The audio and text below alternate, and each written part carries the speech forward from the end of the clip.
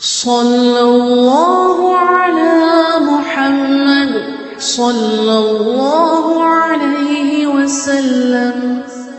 സല്ലല്ലാഹു അലാ മുഹമ്മദ് സല്ലല്ലാഹു അലൈഹി വസല്ലം.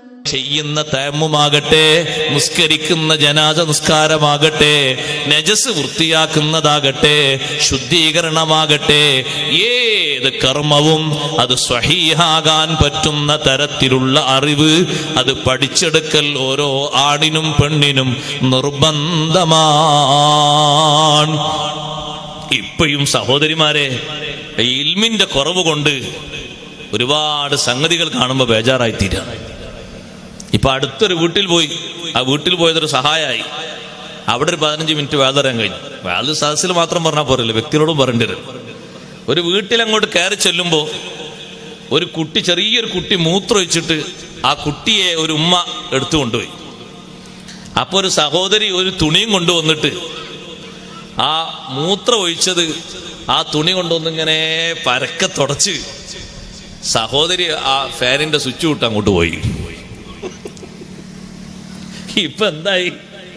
നേരത്തെ നജസാകാത്ത സ്ഥലത്ത് കൂടി നജസായി.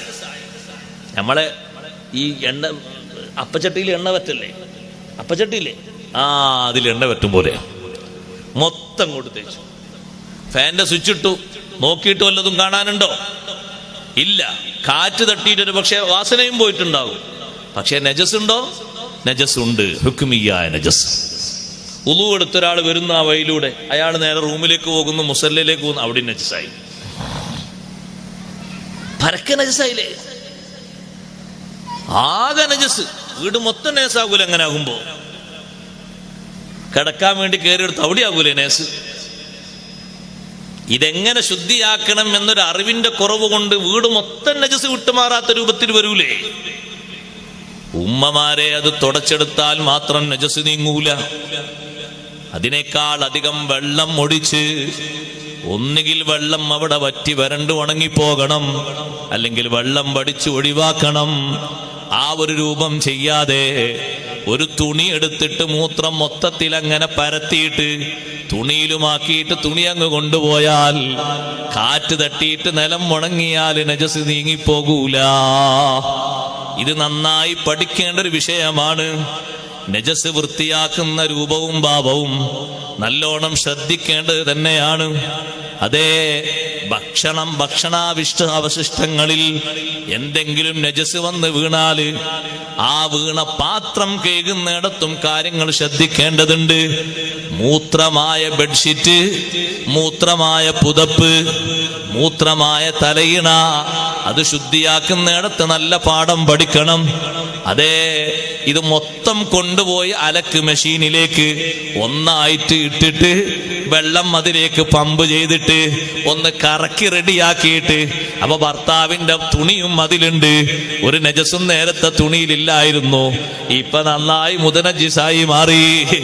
ഭർത്താവിടുന്ന ഷർട്ടും അതിന്റെ ഉള്ളിലുണ്ട്, നേരത്തെ ഒരു കുഴപ്പമില്ലായിരുന്നു, ഇപ്പൊ ഇത് നജസായി മാറി വന്നു. നോട്ടത്തിൽ ഒന്നും അതിൽ കാണാനില്ല. നേരെ എടുത്തിട്ടതാ അയലിൽ കൊണ്ടുപോയി ചിക്കിയിടുന്നു, ഉണങ്ങാൻ വേണ്ടി ഇടുന്നു.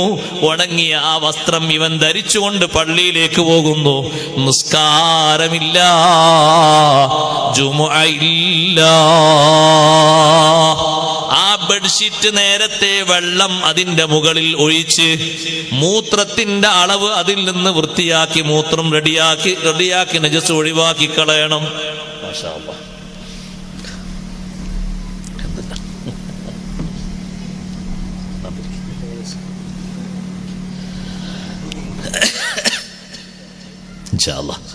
ഞാൻ പറഞ്ഞ വിഷയം മൊബൈലിലെത്തി, സമയം ഏകദേശം മൊബൈലിലെത്തിയിട്ടുണ്ട്. ഞാൻ പറഞ്ഞ ഒന്ന് മൊബൈലിലാക്കി ഞാൻ നിർത്തും. ആ മൂത്രമായ പുതപ്പ്, മൂത്രമായ ബെഡ്ഷീറ്റ്, വെള്ളം ആദ്യം ഒന്ന് ഒഴിച്ചിട്ട് അതിന്റെ നജസ് കളയണം. ശേഷമേ അതൊരു ബക്കറ്റിലിട്ടുകൊണ്ട് വെള്ളത്തിൽ മുക്കിയിട്ട് വേറെ എന്തെങ്കിലും സോപ്പോ മറ്റോ തേച്ച് വൃത്തിയാക്കാവൂ. ആദ്യം കൂടെ കൊണ്ടുപോയിട്ട് മെഷീനിലോ മറ്റു വസ്ത്രത്തിന്റെയോ കൂടെ വെള്ളത്തിലിട്ടിട്ട് നജസ് ആകാത്തതിലേക്ക് കൂടി നജസ് പകർത്തരുത്. ഇത് നേരത്തെ ഒന്ന് പൊക്കി പിടിച്ചിട്ട് അതിന്റെ മേലെ വെള്ളം ഒഴിച്ചിട്ട് നജസ് കളയണം. അതിനെത്രമാത്രം വെള്ളം ഒഴിക്കണോ അത്രമാത്രം വെള്ളം ഒഴിക്കണം. ഒന്നാകെ കൂട്ടിക്കലർത്തിയിട്ട് കുഴച്ചെടുത്തിട്ട് പൊടിയിട്ടിട്ട് ശുദ്ധിയാക്കുന്ന ഏർപ്പാടില്ലേ, പലതും ശുദ്ധിയാകാറില്ല, നജസ് വിട്ട് മാറാറില്ല. ശരിക്ക് ശ്രദ്ധിക്കണം, നന്നായി സൂക്ഷിക്കണം. നമ്മളെ ധാരണയിൽ നമ്മളൊക്കെ ചെയ്ത് ഇബാദത്തൊക്കെ ആയിരിക്കും, പക്ഷേ ഷർത്ത് വെക്കാത്തത് കൊണ്ട് ഒന്നും എവിടെയും എത്തിയിട്ടുണ്ടാകൂല. ഫതഅല്ലമൻ ഇൽമൻ യുസഹിഹു ത്വാഅതൻ, ആരാധനയെ സാധൂകരിക്കുന്ന ഇൽമ് ഒന്നും രണ്ടും അല്ല, പലതും ഉണ്ട്. അതൊക്കെ നീ പഠിച്ചെടുക്കണം. കുളി ശരിയാവണ്ണം ശരിയാക്കണം. കുളി റെഡിയായിട്ടില്ലെങ്കിൽ, ഏതെങ്കിലും ഭാഗങ്ങളിൽ വെള്ളം ഒഴുക്കാതെ നിന്നിട്ടുണ്ടെങ്കിൽ, ഫർള് കുളിയാണെങ്കിൽ ജനാബത്ത് ഉയരൂല.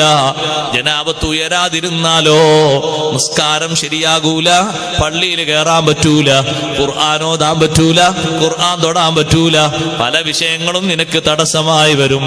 ജനാബത്ത് കുളി അലി റളിയല്ലാഹു അൻഹു ഏറ്റവും പേടിച്ചിരുന്ന വിഷയമാണ് എന്ന് കാണാം ഹദീസിൽ. എന്തേ അലി റളിയല്ലാഹു അൻഹു ജനാബത്ത് കുളി പേടിക്കാൻ കാരണം, നല്ലോണം അത് ശ്രദ്ധിച്ച് സൂക്ഷിച്ചിട്ടില്ലെങ്കിൽ, ഇനി പറഞ്ഞതുകൊണ്ട് വസ്വാസം കൊണ്ട് ടാങ്കിലെ വെള്ളം മൊത്തം തീർക്കരുത്, നല്ലോണം ശ്രദ്ധിച്ചിട്ടില്ലെങ്കിൽ, ആകേണ്ടടുത്ത് വെള്ളം ഒഴുകേണ്ടതുപോലെ ഒഴുകിയിട്ടില്ലെങ്കിൽ, ഏതെങ്കിലും ഭാഗത്ത് വെള്ളം നനയുന്നതിന് തടസ്സമായ എന്തെങ്കിലും വന്നു ചേർന്നെങ്കിൽ കുളിയാകൂല. ശരിയായ നിലക്ക് കുളിയായെങ്കിലേ ജനാബത്ത് ഉയരൂ. നിയ്യത്ത് വെക്കേണ്ടതുപോലെ വെക്കണം, കുളിക്കേണ്ട രൂപത്തിൽ കുളിക്കണം.